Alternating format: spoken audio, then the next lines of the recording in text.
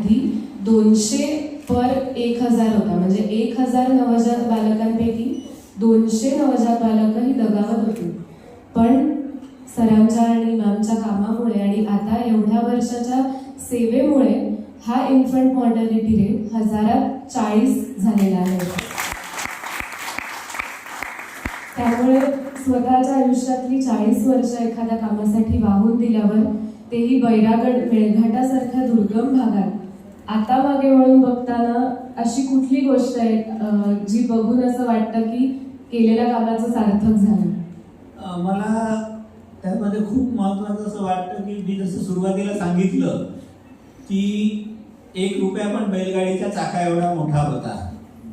म्हणजे 1993ची जर गोष्ट तुम्हाला सांगायची तर आमची शेजारीण आली आणि स्मिताला हे तसेच दिवस होते पोळ्याच्या जवळपासचे. तर ती तिला म्हणाली की बाई 4 आने उधार देंगे क्या? कशासाठी तिने विचारलं तर ती म्हणाली की जब से बारिश लगी ना तो तेल में बघारी हुई सब्जी नहीं खाई.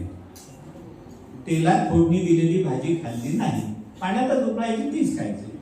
बहुत दिन से सोच रही थी कि 4 आने अगर मिल जाएंगे तो तेल लाऊंगी और बघार के खाऊंगी.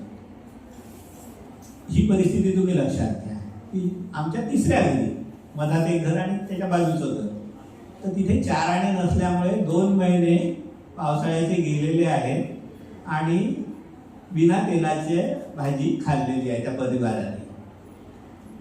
आणि ज्यावेळी नोटबंदी झाली त्यावेळी गावातला एक शेतमजूर माझ्याकडे आला आणि तो म्हणाला की डॉक्टर साहब मेरे पास 13,500 रुपए है और 500 के नोट और 2000 के नोट तो बंद हो गए, उसका क्या करेंगे? त्यांनी ऐकलं ना नोटबंदीचं. तर मी म्हटलं काही हरकत नाही, तू मला दे, मी तुला एक्सचेंजमध्ये 100च्या नोटा देतो, ते पेट्रोल पंपावर चालतील, म्हणजे डिझेल मला भरता येईल. सांगायचं तात्पर्य कसं की ही परिस्थिती नोटबंदीपर्यंत अशी बदलली. आणि ही कशातनं बदलली तर त्याचे प्रमुख मला जे गोष्टी दिसतात त्या गोष्टी अशा दिसतात की कुपोषण जे होतं त्या प्रश्नाचा मी शास्त्रीय अभ्यास केला माझ्या शिक्षकांच्या मदतीने. त्याचं क्रेडिट माझ्यापेक्षा माझ्या शिक्षकांना, पाठक मॅडम, वासुदेव मॅडम किंवा इंगोले सर जे माझे गाईड होते त्यांना आहे. आणि त्यातनं जी जनहित याचिका केली, जनहित याचिकेतनं ऑनरेबल हायकोर्टाने सुरुवातीला नागपूर हाय बेंचनी आणि नंतर मुंबई बेंचनी आणि पुढे सुप्रीम कोर्टाने सुद्धा त्यात इंटरफिअर केलं जेव्हा जयंत पटेल तिथे गेले. आणि त्या सगळ्यांनी स्टेट गव्हर्नमेंटला ज्या डायरेक्टिव्ह दिल्या त्या डायरेक्टिव्हमुळे स्टेट गव्हर्नमेंटला काही पावलं उचलावी लागली. दुर्लक्षितेला भाग होता त्याच्याकडे लक्ष द्यावं लागलं आणि प्रॉब्लेम सॉल्व्हिंग सुरू झालं. त्यात वेगवेगळ्या NGO आल्या, त्यांनी आपापल्या पद्धतीने ती कामं केली आणि सगळ्यांचं फलित म्हणून इन्फंट मॉर्टॅलिटी रेट हा कमी व्हायला लागला आणि आर्थिक परिस्थिती पण सुधारायला लागली. जेव्हा लोकांचे शेतीचे प्रश्न घेऊन लोक माझ्याकडे आले त्यावेळी मी तर शेतीमधला काही शिकलेला नव्हतो, मेडिकल डॉक्टर होतो. आणि आपल्याकडे कसं आहे की झापट लावून शिक्षण आहे. घोड्याला जसं टांग्याच्या घोड्याला जसं शिकवतात की तो फक्त रस्ता त्याला दिसला पाहिजे, आजूबाजूला दिसायला नको, एककल्ली सगळं. तर त्या एककल्लीपणामुळे मला ती माहिती काहीच नव्हती. ॲनिमल किंवा प्लांट फिजिओलॉजी मला माहीत नव्हती, प्लांट पॅथॉलॉजी माहीत नव्हती. तुरीचे आणि हरभऱ्याचे मेलेले झाडं माझ्याकडे लोक घेऊन आले. ज्यावेळी मी न्यूमोनिया डायरिया चांगला करतो हा विश्वास त्यांना झाला, मेडिकल प्रॉब्लेम सॉल्व्ह करतो, ॲग्रिकल्चर प्रॉब्लेम पण याला येईल. मी कृषी विद्यापीठाकडे गेलो. कृषी विद्यापीठाने जे सल्ले सांगितले ते त्यांना सांगितले, पण ते सल्ले त्यांना मानवले नाही. त्यांनी म्हटलं की बाबा तुम्ही सांगताय वो अगर हम सुनेंगे और कुछ भी नहीं पकेगा तो करके दिखाओ. आणि ते चॅलेंज त्यांनी मला दिलं, ते चॅलेंज मी स्वीकारलं. कारण बाबा आमचे नेहमी म्हणतात युथ इज ही जो चॅलेंजेस स्वीकार करतो त्याला तरुण म्हणायचं. वय हा क्रायटेरिया नाही आहे. नवीन चॅलेंज स्वीकारण्याची ज्याची तयारी आहे तो तरुण. आणि त्या न्यायाने मी ते चॅलेंज स्वीकारलं. त्यांनी मला शेतीचा तुकडा दिला. मी शेती त्यांना करून दाखवली कृषी विद्यापीठाच्या मदतीने.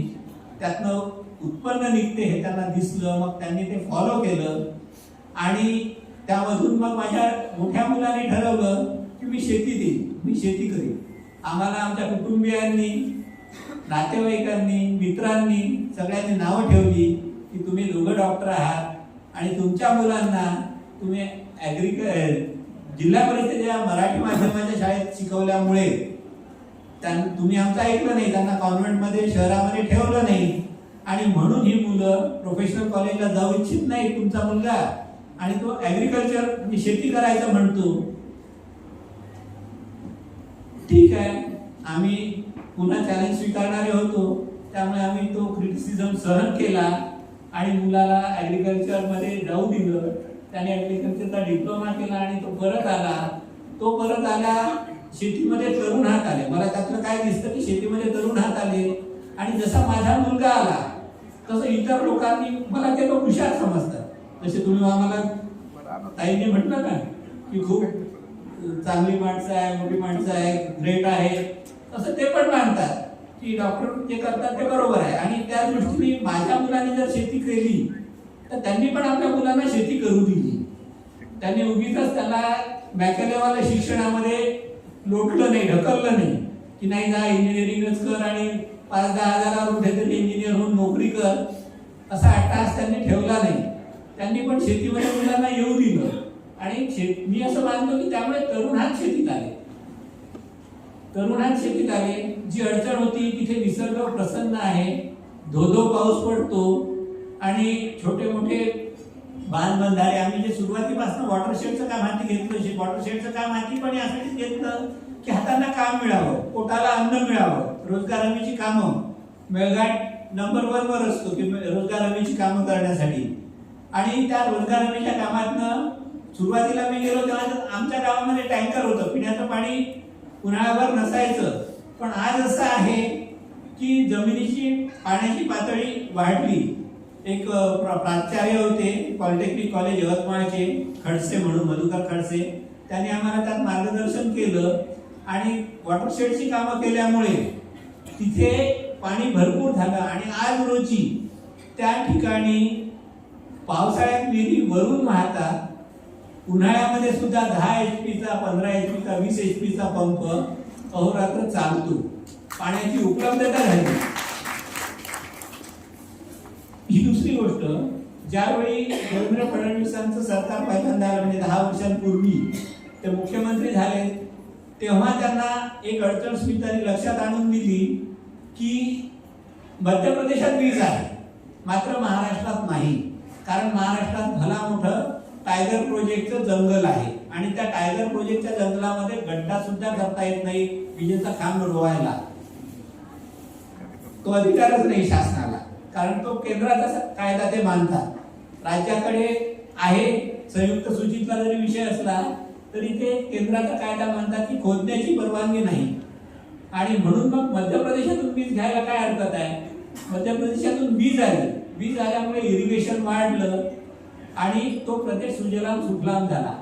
उन्हाळ्यात जरी तुम्ही आलात तरी हिरवागार मेळघाट तुम्हाला पाहायला मिळतो. शेतामध्ये भुईमुगाचं पीक असतं, त्याचं मुगाचं पीक असतं, उन्हाळी मुगाचं पीक असतं आणि सर्वत्र हिरवळ असते. सांगायचं तात्पर्य की या सगळ्या गोष्टींचा परिपाक असा झाला की आलेले तरुण हात, आलेलं पाणी, उरलेलं पाणी, नंतर ते लिफ्ट केलेलं पाणी आणि टेक्नॉलॉजी त्याच्यासोबत जी आली. तर त्यामुळे आज तिथे शेतकऱ्यांच्या आत्महत्या नाहीत. ही जमेची बाजू मला दिसते. विदर्भात, मराठवाड्यात शेतकरी आत्महत्या हा महत्वाचा प्रश्न आहे. अमरावती जिल्हा, यवतमाळ जिल्हा टॉपवर आहे, पण मेळघाटात त्या नाही. कारण ह्या सगळ्या जे गोष्टी घडल्या स्लोली त्यामधून असा परिवर्तन झालं की आज तिथे शेतकऱ्यांच्या आत्महत्या नाही. दुसरा एक भाग मला असा जाणवतो की तरुण हाताला सुरुवातीला 1985 ला मी गेल्यानंतर 89 पासून आम्ही रोजगार हमीची कामं सुरू केली. तरुण हातांना कामं मिळाली आणि त्यामुळे जेव्हा जेव्हा नक्षलवादी त्या भागात आले त्यांनी इन्फिल्ट्रेट होण्याचा प्रयत्न केला. विशेषतः 93 मध्ये या कुपोषणाचा प्रश्न ऐरणीवर होता. 97 मध्ये त्या दोन्ही वेळी तिथल्या तरुणांनी नक्षलवाद्यांना साथ दिलेली आणि त्यामुळे हा जो टेररिझम आहे नक्षलवाद्यांसोबत येणारा आणि त्यामुळे होणारा समाजाला त्रास आहे त्यापासून मेळघाट फ्री राहू शकला.